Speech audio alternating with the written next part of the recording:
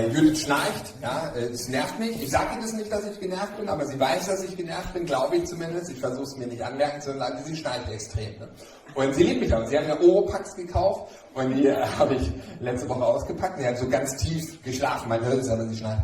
Und dann habe ich ihr so ganz vorsichtig in die Nase gesteckt und ein Selfie gemacht. So. Und es hat geholfen, ich kann es nur jedem empfehlen. Ja, also nicht gegen Schnarchen, aber man ist nicht mehr genervt.